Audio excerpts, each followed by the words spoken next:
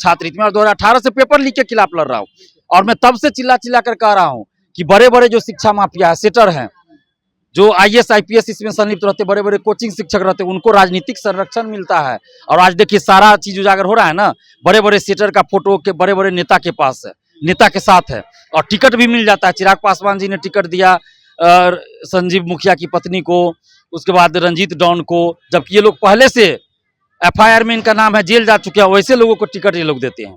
तो अब तो एक कानून बनाना चाहिए मोदी जी को, अगर सही में ये युवाओं के लिए सोचते हैं और ईमानदार है अगर मोदी जी, तो उनको एक कानून बनाना चाहिए कि जो भी पार्टी अगर FIR में नाम है किसी का पेपर लीक धांधली सिटी में, और वैसे व्यक्ति को अगर टिकट देता है, उस पार्टी को 10 साल के लिए चुनाव लड़ने से रोका जाए और मान्यता समाप्त की जाए, और जो नेता ऐसा करते हैं उसको भी 10 साल के लिए प्रतिबंधित किया जाए। नमस्कार, आप देख रहे हैं चौकस भारत में, आपका दोस्त ब्रजेंद्र। भाई, नीट यूजी पेपर जो लीक मामला है, अब वो दिल्ली की CBI टीम जो है इसे हैंडल कर रही है। दिल्ली में ही इसके लिए केस दर्ज कर लिया गया है। इधर अपराध इकाई जो है, पटना की अपराध इकाई जो है, वो अपने स्तर से इसकी जांच कर रही है। हालांकि अगर हम सूत्रों की माने, उस विभाग के सूत्रों की माने, तो ये रिपोर्ट जो है वो उन्हें सौंप भी दिया गया है और ये कहा जा रहा है कि वाकई में पेपर लीक हुआ है।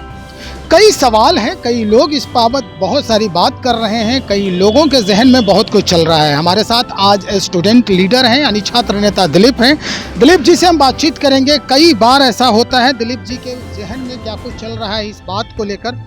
दिलीप जी, हम सबसे पहले ये जानने का प्रयास कर रहे हैं कि अभी अपडेट क्या है, सूचना आपके पास? देखिए, सूचना तो अब यही है कि आर्थिक अपराध इकाई ने अपनी जो भी उन्होंने इन्वेस्टिगेशन किया, सारा रिपोर्ट CBI को सौंप दिया है। अब CBI FIR भी दर्ज CBI के द्वारा किया गया है इस मामले में अलग से, और CBI ही अब इस सारे मामले की देखरेख करेगी। तो अब ये CBI पे निर्भर करता है कि कितनी जल्द वो मामले का उद्भेदन करे, और जो भी इसमें संलिप्त है, चाहे वो किसी भी पार्टी का हो, चाहे बड़ा से बड़ा कोचिंग शिक्षक हो, बड़ा से बड़ा सेटर हो, सबको अरेस्ट करे और जेल भेजे। लेकिन इससे पहले भी जो कई मामलों में CBI ने जाँच किया है, तो उसका फल अच्छा नहीं रहा। जैसे रंजीत डॉन के मामले में भी CBI ने जाँच किया, और आज तक पता नहीं CBI ने क्या जांच किया और वो जांच कहां तक पहुंचा। रंजीत डॉन चुनाव लड़ता है और बाहर घूम रहा है, तो पता नहीं अब क्या CBI इसमें करेगी, तो नहीं कह सकते हम।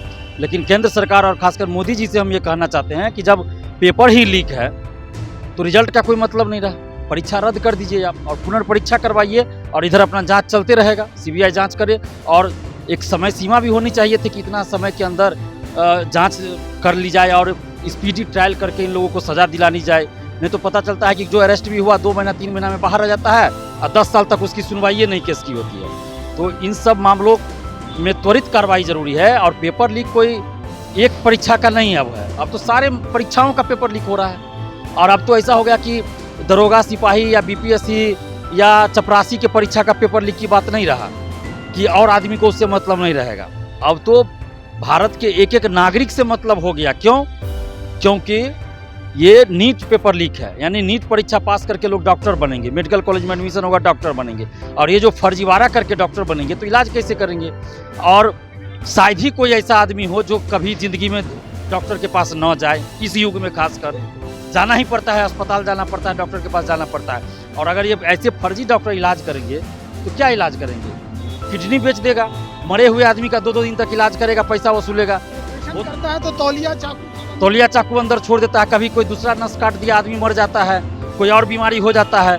तो यही सब जो फर्जीवाड़ा करके डॉक्टर बन रहा है, वही सब ये कर रहा है। तो अब तो पूरे भारत की ये समस्या है। मैं तो 2016 से लड़ रहा हूँ छात्रहित में, और 2018 से पेपर लीक के खिलाफ लड़ रहा हूँ। और मैं तब से चिल्ला चिल्ला कर कह रहा हूँ कि बड़े बड़े जो शिक्षा माफिया है, सेटर हैं, जो IAS IPS इसमें संलिप्त रहते, बड़े बड़े कोचिंग शिक्षक रहते, उनको राजनीतिक संरक्षण मिलता है। और आज देखिए सारा चीज उजागर हो रहा है ना, बड़े बड़े सेटर का फोटो के बड़े बड़े नेता के पास है, नेता के साथ है, और टिकट भी मिल जाता है। चिराग पासवान जी ने टिकट दिया संजीव मुखिया की पत्नी को, उसके बाद रंजीत डॉन को, जबकि ये लोग पहले से FIR में इनका नाम है, जेल जा चुके हैं, वैसे लोगों को टिकट ये लोग देते हैं। तो अब तो एक कानून बनाना चाहिए मोदी जी को, अगर सही में ये युवाओं के लिए सोचते हैं और ईमानदार है अगर मोदी जी, तो उनको एक कानून बनाना चाहिए कि जो भी पार्टी अगर FIR में नाम है किसी का पेपर लीक धांधली सिटी में, और वैसे व्यक्ति को अगर टिकट देता है, उस पार्टी को 10 साल के लिए चुनाव लड़ने से रोका जाए और मान्यता समाप्त की जाए। और जो नेता ऐसा करते हैं उसको भी 10 साल के लिए प्रतिबंधित किया जाए। कुल मिला के ये जनप्रतिनिधि बनने के योग्य नहीं है। नहीं होना चाहिए, और जो लोग संलिप्त है उसको भी 15-20 साल के लिए 20 साल के लिए कम से कम प्रतिबंधित किया जाए कि चुनाव नहीं लड़ सकता है, या आजीवन प्रतिबंधित करे कि चुनाव नहीं लड़ सकता है। और जो पार्टी ऐसे लोगों को टिकट दे उस पार्टी को प्रतिबंधित किया जाए, उस नेता को प्रतिबंधित किया जाए जो नेता टिकट दे, तभी जाकर रुकेगा। नहीं तो पता चलता है कि बड़ा बड़ा लोग को तो बचा ले जाता है, क्योंकि पार्टी फंड में लोग पैसा पहुंचाते हैं। अभी तो संजीव मुखिया के बारे में आया ना, जो लुट्टन उर्फ लुट्टन है, उसने 50-50 लाख पार्टियों को चंदा दिया है, एक किसी अखबार में छपा है। आप सोचिए, ये तो 50-50 लाख कहा जा रहा है, 2-2, 4-4, 5-5 करोड़ देता है। हर बहाली में जो पेपर लीक करवाता है उसमें हर पार्टी को चंदा ये लोग पहुंचाता है, हर नेता को। इसीलिए देखिएगा, सत्ता पक्ष हो या विपक्ष, कोई भी बिहार में पेपर लीक के खिलाफ कार्रवाई नहीं चाहता है और न ही कार्रवाई की मांग करता है। यही वजह है कि पेपर लीक होता रहा है। 2003 में रंजीत डॉन गिरफ्तार हुआ था, क्या हुआ भाई? 2003 में गिरफ्तार हुआ, सीबीआई जांच हुआ, अभी तक क्यों वो बाहर है? क्या कार्रवाई हुआ, उस पर क्या सजा मिला? कि आप हमेशा चर्चा करते रहते हैं, कोचिंग संचालकों पर भी आपकी पैनी नजर है। क्या कोई ऐसा अभी तक जो उजागर हो पाया है क्या कि कौन से कोचिंग संचालक हैं, या किसके तहत, किसके नजरों के सामने या उसके वरदहस्त के कारण ये सारे कांड जो है? देखिए, पटना के ही 2-3 कोचिंग शिक्षक हैं जो शामिल रहते हैं। हमने तो नाम भी कई बार उजागर किया, लेकिन सरकार तो कोई जांच नहीं करवाती है। और ये लोग मंत्री तक पैसा पहुंचा देता है, मंत्री से जाके मिलता है, पैसा पहुंचाता है, जांच रुक जाता है, उस पर कोई कार्रवाई ही नहीं होती है। 67वीं बीपीएससी पेपर लीक सिविल सेवा का जो हुआ था, उसमें भी आया था कोचिंग संचालक का नाम, अखबारों में छपा था कि पटना के मुसल्लापुर हाट के कोचिंग संचालक रडार पे। TRE-3 के समय भी आया था हेडिंग कि कोचिंग संचालक रडार पे, लेकिन क्या किसी का कोचिंग पर कार्रवाई हुआ? किसी शिक्षक पे नाम भी बाहर नहीं आने दिया जाता है। इतना मतलब दबाव है पैसे का, देखिए। और बीपीएससी ऑफिस के अंदर के किसी अधिकारी पर आज तक कार्रवाई नहीं हुआ। तो इसका मतलब है कि ये बड़े बड़ा जो खेल चला है, जो नेता लोग तक पैसा पहुंचाते हैं ना, यही लोग जांच को रुकवा देते हैं। और जब तक ईमानदारी से सरकार काम नहीं करेगी तब तक कुछ नहीं होने वाला है, फिर आगे पेपर लीक होगा। अहम सवाल दिलीप जी, आप 2016 से छात्रों के हित की बात कर रहे हैं, 2018 से तो मैं खुद आपको देख रहा हूँ। एक कुछ दिन पहले आपने एक फहरिस्त जारी किया था कि कब कब किस किस परीक्षा में क्या क्या धांधली हुए और क्या क्या इसके परिणाम आए। कई ऐसी परीक्षाएं हैं जिसके आज भी जो परिणाम हैं वो लंबित पड़े हुए हैं। उन परीक्षाओं की फहरिस्त को लेकर जो आपने लड़ाई लड़ी, आपने जो चोट खाया है, उसके बाबत कुछ हुआ क्या? देखिए, सुधार तो हुआ है बहुत। पहले जैसे क्या, देखिए, कोई भी वैकेंसी आई कब पूरा होगा कोई माय बाप नहीं होता था, लेकिन हम लोग जब आंदोलन करना शुरू किए तो धीरे धीरे उसका असर हुआ और बहुत सारी बहालियां जो हैं हम लोगों ने पूरा किया आंदोलन कर करके। प्रथम इंटर स्तरीय उसका गवाह है, नहीं तो वो वैकेंसी ही कैंसिल होने वाली थी। इसके बाद आप देखिए CGL 3 की भी वैकेंसी, उसको भी हम लोग जब आंदोलन की बार बार आह्वान आंदोलन का करते थे तो तब जाकर कुछ ना कुछ होता था।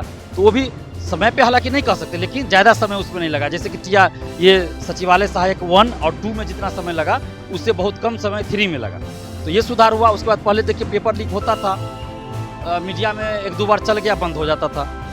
उसके बाद अभ्यर्थी चिल्लाते रहते थे, आंदोलन करते रहते थे, कुछ नहीं होता था। हम भी आंदोलन किए, 1717 दरोगा बहाली, 2446 दरोगा बहाली। सरकार मानती ही नहीं थी कि पेपर लीक हुआ, आयोग तो नहीं मानती थी, सरकार भी नहीं। लेकिन 67वीं बीपीएससी सिविल सेवा का जब हमने क्वेश्चन मुख्यमंत्री जी को ही भेज दिया एग्जाम से पहले 8 मई 2022 को, वहाँ से परिवर्तन आया।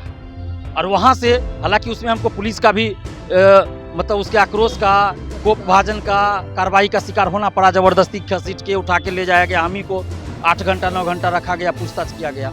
लेकिन उसका अच्छा परिणाम ये हुआ कि सरकार को भी, सभी भर्ती आयोगों को और पुलिस को भी लग गया कि नहीं, दिलीप कुमार किसी पार्टी के लिए काम नहीं कर रहे हैं, न ही किसी मतलब एक होता है ना कि पूर्वाग्रह से ग्रसित होकर या प्रभाव में आकर ये सही मुद्दा को उठाते हैं और न्याय के लिए लड़ रहे हैं। ये चीज़ उन लोगों को लग गया। तो अब देखिए, जहाँ भी कहीं पेपर लीक की बात आती है, हम सूचना देते हैं पुलिस को, पुलिस कार्रवाई करती है। परीक्षा से पहले ही पुलिस कार्रवाई करती है। और कई मामलों में तो आर्थिक अपराध इकाई ने और पटना पुलिस ने इतना अच्छा काम किया है कि हमने सूचना दिया और परीक्षा से एक रात पहले बहुत लोगों को अरेस्ट कर लिया गया और उसी से खुलासा होता गया। जैसे TRE-3 में हुआ, अरेस्ट हुए, आयोग ने नहीं माना कि पेपर लीक है, लेकिन आर्थिक अपराध इकाई ने जांच में कहा कि पेपर लीक है। हमने आंदोलन का आह्वान किया, सरकार पे दबाव बना, आयोग पे दबाव बना, बीपीएससी ने परीक्षा कैंसिल किया।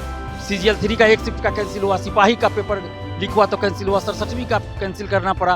तो ये सब अब परिवर्तन आया है कि सरकार पे अब दबाव बना है जैसे पहले क्या था, हम भी आंदोलन करते थे तो 50 लोग भी मुश्किल से आते थे, फिर 100 लोग, 150, 200, 500, अब होता है कि हज़ारों लोग आ जाते हैं, 20,000, 25,000 भी आ जाते हैं। तो अब धीरे धीरे विश्वास जगा अभ्यर्थियों का भी, क्योंकि पहले के आंदोलन में क्या होता था ना, जो लोग भी आते थे, एक दो नेता आ गए, पार्टी के नेता लोग घुस गए उसमें, हिंसा करवा दिए, चंदा वसूली कर लिए, एक दो शिक्षक आके भी आंदोलन को भटका दिए। चंदा नेता के नाम पे कुछ ऐसे भी लोग थे जो चंदा उगाही करते और अपने आप को एस्टेबल कर रहे हैं। बिल्कुल बिल्कुल, चंदा वसूली करते थे और जाके आज आंदोलन किए सरकार के विरोध में, और शाम में जाके सरकार के लोगों से मिल जाते थे, वहाँ से भी चंदा ले लेते थे। अरे चलिए ना, हम तो ऐसे आंदोलन कर रहे हैं, आगे कुछ नहीं करेंगे।